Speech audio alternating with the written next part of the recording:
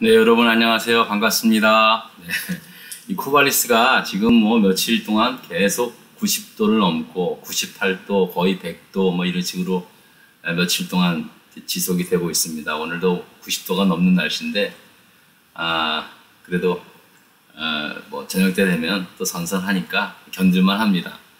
여러분들 더위 조심하시고요. 자, 오늘은 이제 38장, 창세기 38장 계속 이어서 또 공부해 보도록 하겠습니다. 37장의 이야기가 이제 요셉이 형들에 의해서 이제 구덩이에 빠져서 이제 죽을 위기에서 결국은 이제 애굽의 노예로 미디안 상인에 팔리게 되지 않습니까? 원래는 이제 형들이 요셉을 죽이려 했는데 그 요셉의 형들 가운데 유다가 나서서 우리 동생을 이렇게 죽이기까지 할 필요가 뭐 있냐, 이제 형제들을 설득을 하지 않습니까? 그래서 이제 사실 유다의 그런 어떤 적극적인 개입을 통해서 요셉이 목숨을 건지게 되고 이제 애굽으로 팔려가게 된 거죠. 그리고 이제 형들이 돌아오면서 이제 요셉의 그 옷에다가 염소의 피를 발라서 아버지 야곱에게 보여주면서 동생 요셉이 아마 참변을 당한 것 같다라고 그렇게 거짓말을 하지 않습니까? 야곱은 그 어느 아들보다 사랑했던 요셉이었기 때문에 정말 심히 자기도 막 우리 무덤 속으로 내려가서 내 아들을 좀 찾아오겠다고 보고 싶다고 그렇게 통곡을 하는 그 야곱의 모습을 지난 시간에 보았습니다. 그만큼 이제 슬펐다는 거죠. 자식을 잃은 아비의 그 마음을 야곱의 그 모습을 통해서 알게 됩니다. 그러나 이제 제가 지난번에 말씀을 드렸죠. 사실 요셉이 죽은 게 아니었죠. 야곱은 아들 요셉이 죽은 줄 알고 통곡했지만 사실 야곱의 그 통곡이 이제 이스라엘이라는 민족을 만들어가는 시작이었다는 사실입니다. 참 놀랍지 않습니까? 예? 요셉이 애굽으로 갔기 때문에 사실은 이제 이스라엘 민족이 결국은 이스라엘 그 야곱의 가족들이 이스라엘로 이주해서 그곳에서 한 민족을 이루지 않습니까? 그러니까 한 이스라엘 민족이 이스라엘이라는 이 민족이 이루게 되는 그 시작은 그 야곱이 아들 요셉을 잃게 되었다는 생각에 의해서 그 생각 때문에 그 통곡했던 그 울음소리로 시작하고 있는 것을 우리는 보게 됩니다. 자, 그러니까 이제 유다는 이제 그런 일을 겪으면서 그 무슨 이유, 아마 그 이유가 컸겠죠. 이제 38장에 넘어오면은 유다는 부모 형제를 떠납니다. 그냥 이주한 차원이 아니라 완전히 인연을 끊고 이제 부모와 형제를 떠나서 이제 살게 됩니다. 38장에 넘어가면은 아둘람 사람 히라라는 사람과 가까이 형제처럼 그렇게 지내게 되었다고 말하고요. 또 가나안 사람 수아 딸을 취해서 자기 아내로 삼았다는 거예요. 그러니까 유다는 이제 아버지 야곱도 그리고 형제들과도 모든 인연을 끊고 이제 가나안 땅에서 살면서 그 사람들을 자기 형제처럼 그리고 자기 가족처럼 또 그들의 딸을 자기 아내로 삼고 자녀를 낳고 살아가게 되었다는 사실입니다. 참, 왜 그랬을까? 왜 유다가 당연히 마땅히 그 당시에 가족 중심의 그런 사회였는데 왜 유다는 그 부모 형제를 떠나서 자기가 그렇게 독립해서 살고 있었을까? 짐작컨대 지난 시간에도 말씀을 드렸지만 유다는 동생 요셉의 일로 인해서 아버지에게 별 면목이 정말 없었을 것입니다. 충분히 그랬을 거 아닙니까? 그래도 배가 다른 동생이 있지만 그 동생을 죽이지 않고 파는 거에 대해서는 자기가 한 일이지만 그래도 그 자기 동생이 팔려갔을 때 얼마나 울었겠습니까? 형들 왜 그러시냐고. 그러니까 유다는 이제 그런 계속 그게 기억이 있는 거예요. 그러니까 그 집안에 자기가 살고 있는 한 계속 동생을 애굽에 팔았던 일, 그리고 아버지를 속였던 일에 대해서 양심이 허락이 안 된 거예요. 제가 이제 그렇게 짐작을 하고 아마 그 말이 분명히 맞을 겁니다. 근데 어쨌든 간에 유다는 이제 부모 형제를 다 떠나서 자기만의 독립적인 삶을 살게 되었다라는 것입니다. 그게 이제 38장의 말씀입니다. 유다는 가나안 사람 수아의 딸을 아내로 삼고 3명의 아들을 낳았다 그랬죠. 장자의 이름은 엘, 그리고 둘째 아들의 이름은 오르난, 그리고 오난이라 그랬죠. 오난. 그리고 세 번째 아들은 셀라였어요. 셀라. 자, 이 세 아들을 낳았습니다. 자, 그리고 이제 유다는 큰 아들이 장성해지자 이제 며느리를 얻게 되는데 다말이라고 하는 그런 며느리를 얻어서 결혼을 시킵니다. 자, 그런데 창세기 38장 7절에 보면은요, 유다의 장자인 엘이 그만 죽게 됩니다. 왜 죽었냐? 여호와의 보시기에 악함으로 하나님이 죽이셨다고 성경은 말씀하고 있습니다. 자, 그런데 여러분 그 말씀을 잘 이해를 하셔야 합니다. 그 말씀 그대로 보면은요, 마치 하나님이 애를 죽인 것처럼 그렇게 쓰여 있거든요. 하나님이 죽이셨다고 했으니까. 네, 그런 게 아니라 엘이 악했잖아요. 그러니까 엘이 자기 자신이 죽을 짓을 할 만큼 악했다는 거예요. 어떤 짓인지 모르지만 하나님 보시기에 악했다면 아마 정말 엄청나게 악한 짓을 했겠죠. 결국은 엘은 그 악행 때문에 죽게 되었다는 거죠. 하나님은 그냥 엘이 죽도록 그냥 내버려 두었다는 거예요. 그런 의미로서 하나님이 엘을 갖다가 이제 치셔서 엘이 죽었다라고 그렇게 해석을 할 수 있는 것입니다.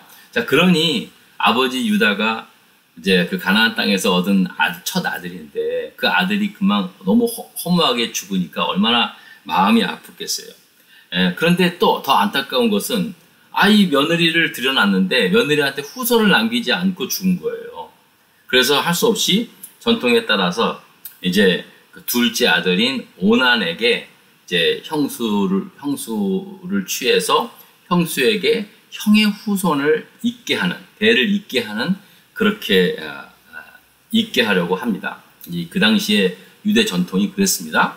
자, 그래서 이제 이 둘째 아들 오난을 갖다가 이제 형수를 취하게 했는데요. 이 둘째 아들 이 오난이 형수 다말에게서 형의 후손을 잇게 하는데 거부를 합니다. 자기가 인위적으로 자기 스스로가 거부를 합니다. 그래서 결국은 하나님께서 이 오난도 죽게 만듭니다. 얼마나 무섭습니까, 이게. 여러분, 둘째 아들 오난이 무엇보다도 아버지 유다의 말을 거부한 겁니다. 그리고 또 이 아버지의 명령을 거부한 건요, 결국은 하나님의 말씀을 거부한 거랑 마찬가지라는 거죠. 하나님께서 아브라함, 이삭, 야곱을 통해서 말씀해 주신 그런 그 법도를 무시한 거예요. 그러니까 하나님을 거역한 거랑 마찬가지죠.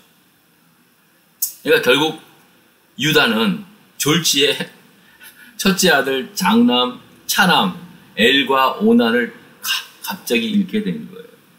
여러분, 이 정도면은요, 보통 사람들 같으면은요, 며느리 잘못 들어서 아들 죽었다는 말 나오겠죠? 그죠? 그렇게 합니다. 보통 그렇게 생각합니다.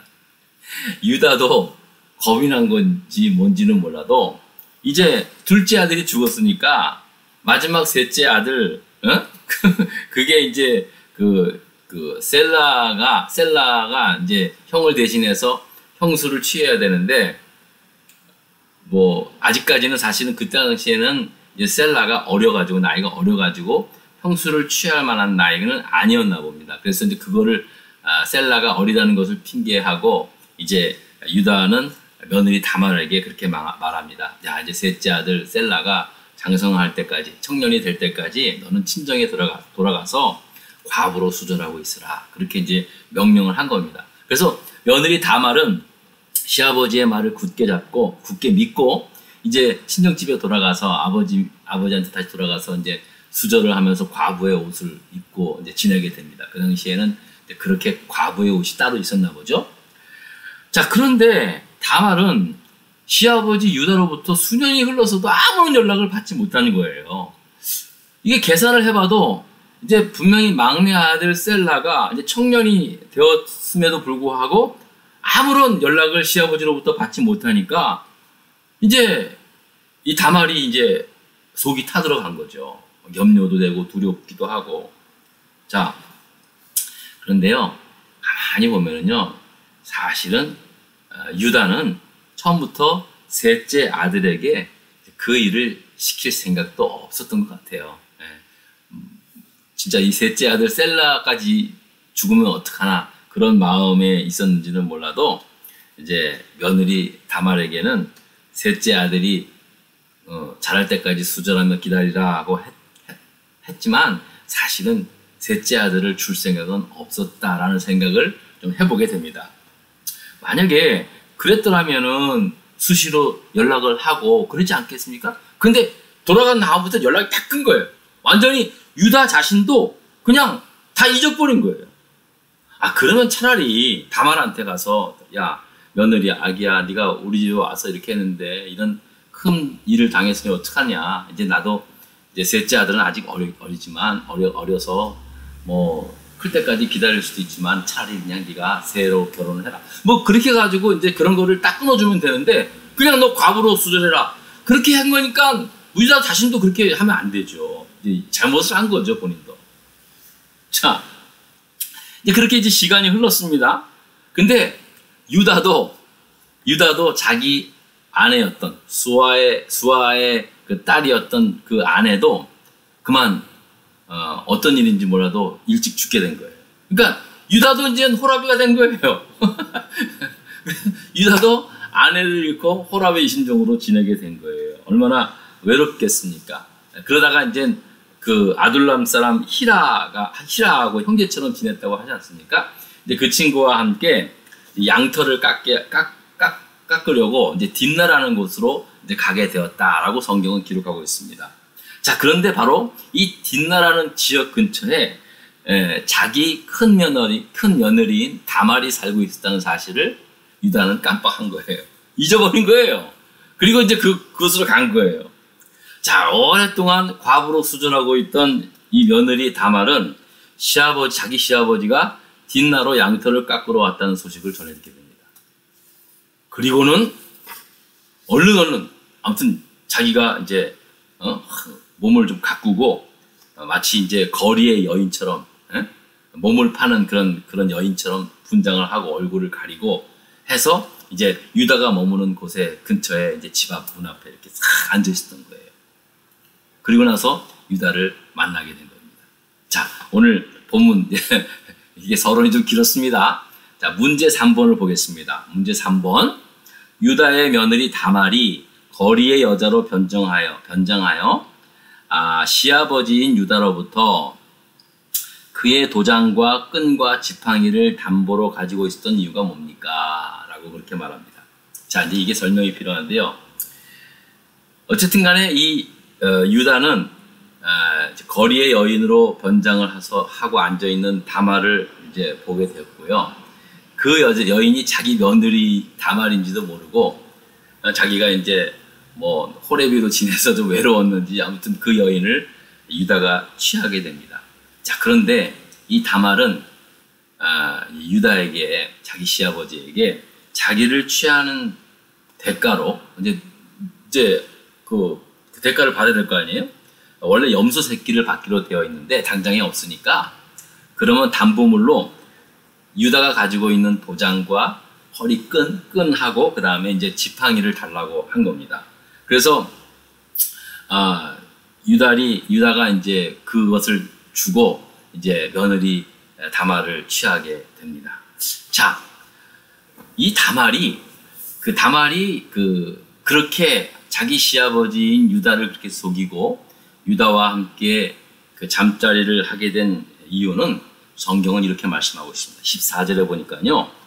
셋째 아들 셀라가 장성함을 보았어도 자기를 그의 아내로 주지 않았기 때문에 다말이 시아버지 유다를 속이게 되었다라고 그렇게 이야기합니다.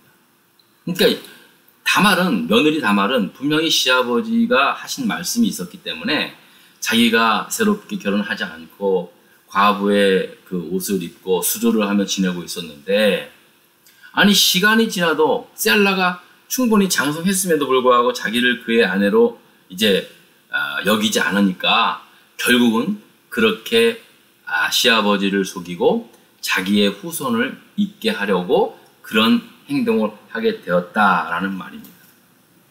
자, 어찌되었든 간에 다말은 자기의 한 가정을 만들어가기 위해서 가정을 지키는 일에 사실은 최선을 다한 겁니다. 오늘날의 어떤 도덕적 수준으로 보면 도저히 이해가 안 가는 일이지만요. 그때 당시는 그런 겁니다. 네? 그런 겁니다.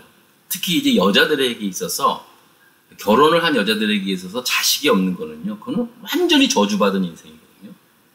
그러니까 결혼을 하면은 반드시 자녀를 낳아야 돼요. 그리고 그것도 아들을 낳아야 후손을 있게 해야 이제 되는 겁니다. 네? 그게 정말 그게 1순위예요. 여인에게 있어서는. 그렇기 때문에 다말은 어차피 유다의 가문의 시집을 갖고 자기는 유다의 가문의 며느리로서 그 가정을 이루어 가야 되기 때문에 그렇게까지라도 하게 되었다라는 사실입니다.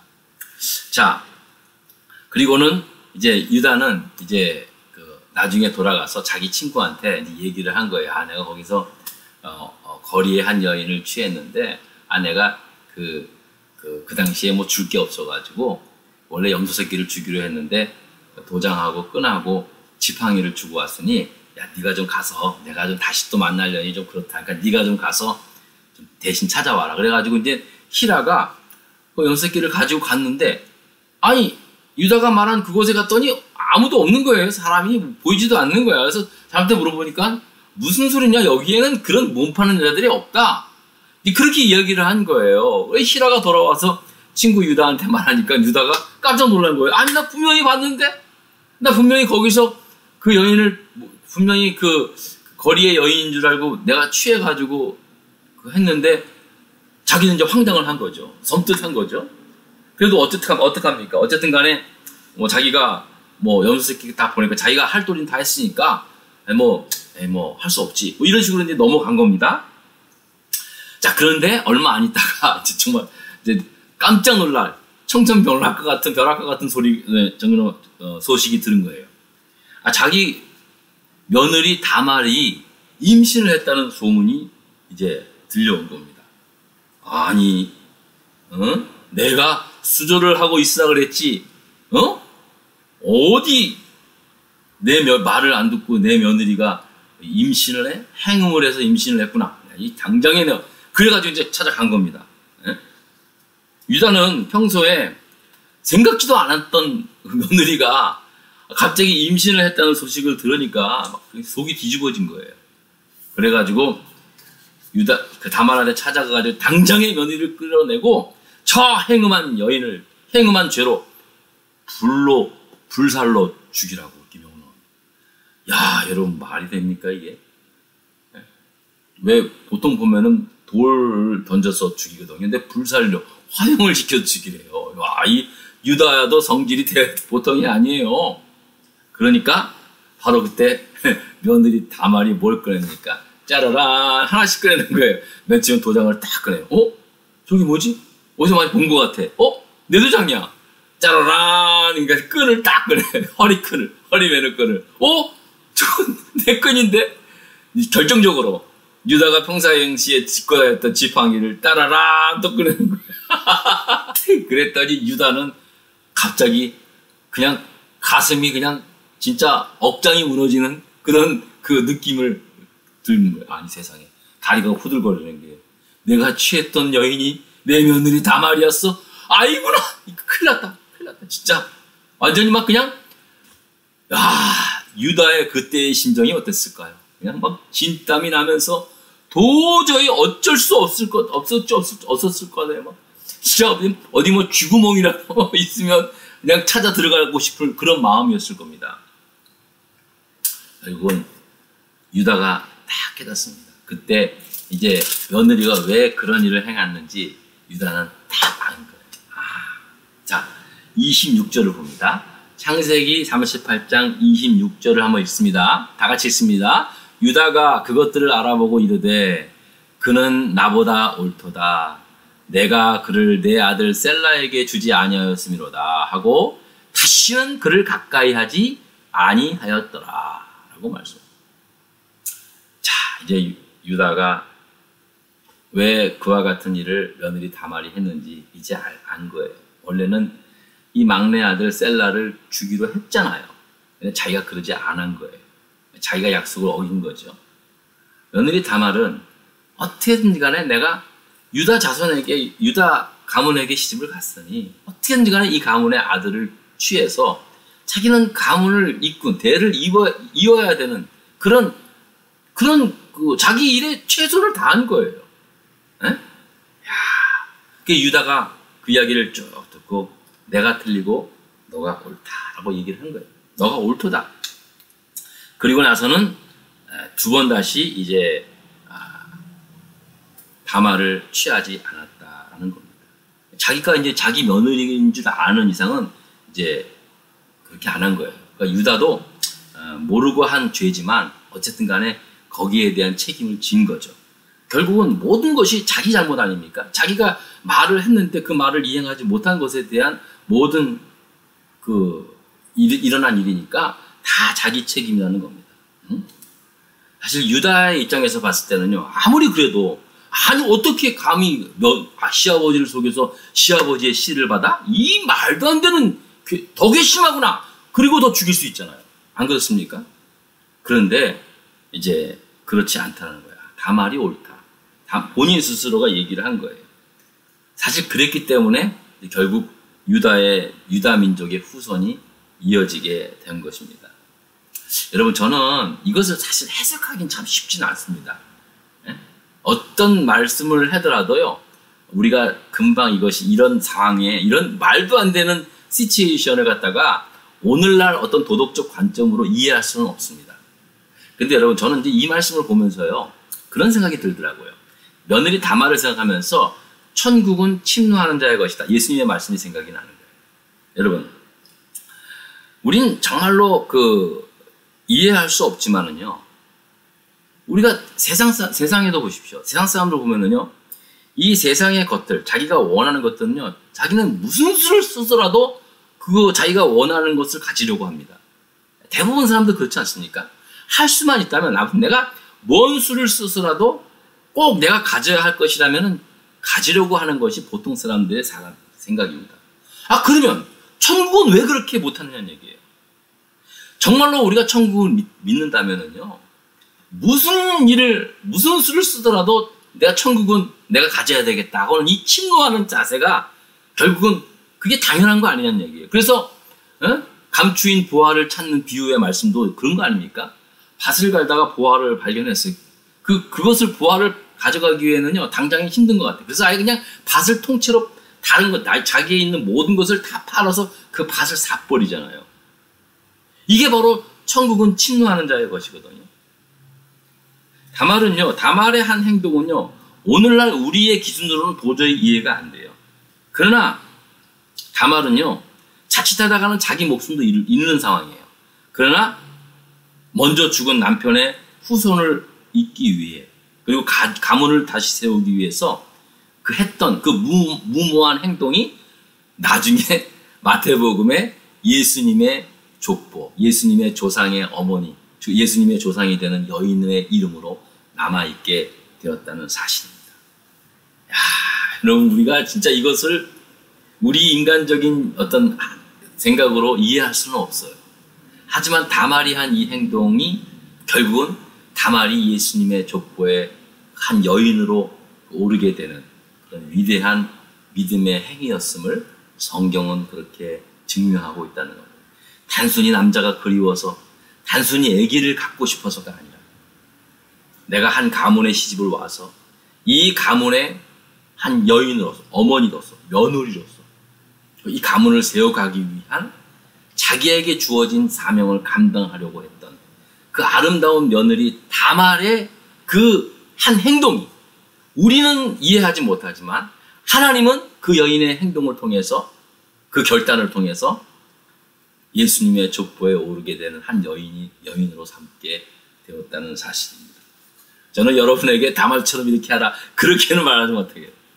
그러나 앞서 말씀을 드렸지만, 여러분, 우리가 세상 살면서 좋은 줄 알면은요, 자기가 있는 것 모아서라도 그거를 사려고 하고 가지려고 하는 것이 사람의 마음이듯이 정말로 우리가 천국이 있다면, 정말로 하나님 나라의 영광이 있다면 우리는 다말과 같이 천국은 침노하는 자의 것처럼 다말과 같은 심정으로 내 모든 것을 다 드려서라도 내가 꼭 가져야겠다라는 그런 그 믿음의 삶을 살아갈 수 있기를 바랍니다. 네, 아멘. 자, 마지막 4번인데요. 이건 문제만 읽고 마치겠습니다. 유다가 다말에게서로부터 얻은 아들 쌍둥이를 낳아요. 쌍둥이를 낳는데요. 쌍둥이 아들 이름은 베레스와 세라입니다. 원래 이제 세라가 먼저 태어나려고 손이 나왔어요. 근데 그래서 그 구분하기 위해서 손에다가 이제 붉은 줄을 미어놨는데 다시 손을 쑥 집어넣고 다른 뒤에 있는 놈이 먼저 나와버린 거예요. 그게 베레스예요. 그게 베레스예요. 그래서 베레스가 먼저 터트려서 나왔다 그래가지고 베레스의 이름의 뜻이 터트림이라는 이름 뜻입니다. 그래서 유다가 베레스를 낳고 유다가 베레스가 이제 그 예수님의 그 족보의 조상이 되는 그런 순간이 됩니다. 참 정말 이 구약 성경의 말씀들은요, 우리 인간적인 어떤 그런 것으로 이해하는 차원이 아니라, 야, 이 믿음의 세계에서 이렇게 보면은요, 이렇게 다양하게, 이렇게 하나님께서 다양한 사람들을 통해서 그 인간 사회에서 일어날 수 있는 그런 정말 모든 순간순간들을 하나님께서는 그것들을 통해서 하나님의 역사를 이루어 간다는 사실입니다. 여러분, 사람이 대부분 보면은 뭐 좀 성공하고 뭐 좀 괜찮아야 사는 것 같죠? 절대 안 그래요. 가장 어렵고 힘든 상황이어도 다말 보십시오. 아니, 결혼을 했는데 자기 남편이 죽어요. 그리고 동생을 갖다가 또 취했는데 또 죽어요. 그러니 본인 스스로도 얼마나 괴로웠겠어요. 솔직히 그런 여자라고 하면 본인 스스로 얼마나 비참했겠어요. 남들도 그렇게 보지만 저 여자 저거 신랑 잡아먹는 여자래. 한 명이 아니야. 2명씩이나 잡아먹었어. 그런 소리를 다말도 들었을 거예요. 왜 몰랐겠어요. 본인 스스로도 얼마나 자기감이 있겠어요. 그러나 그는 그거 참 놀라워요. 흔들리지 않았다는 거예요. 물론 보통 여자 같았으면 아마 자살할 수도 있었겠죠. 시아버지의 약속을 기다린 거예요. 시아버지의 약속이 곧 하나님의 약속임을 다말은 안 거예요. 성경은 그렇게 말씀하고 있지 않지만 저는 그렇게 믿어요. 다말은 그 집안의 첫 며느리로서 시아버지 유다가 믿는 그 하나님을 믿었을 것이고, 시아버지의 말이 하나님의 말씀인 줄 믿고 그는 기다렸다는 거예요. 할렐루야. 여러분, 우리가 오늘 38장의 이 말씀을 통해서 인간적으로는 이해가 안 되지만 하나님께서 이런 여인도 하나님께서 취하셔서 예수 그리스도의 족보상의 한 여인으로 오르시게 했던 것처럼, 여러분, 사람이 비천에 처하거나 풍부에 처한 어떤 상황에 상관없어요. 하나님이 택해서 하나님이 높이기도 하시고 낮추시기도 하시고 영화롭게도 하시는 그러한 놀라운 은혜 가운데 살아가는 우리 모두가 되기를 바랍니다. 여러분, 더위 조심하시고 건강하세요. 감사합니다. 또 뵙겠습니다. 토요일 날 뵙겠습니다. 할렐루야. 감사합니다.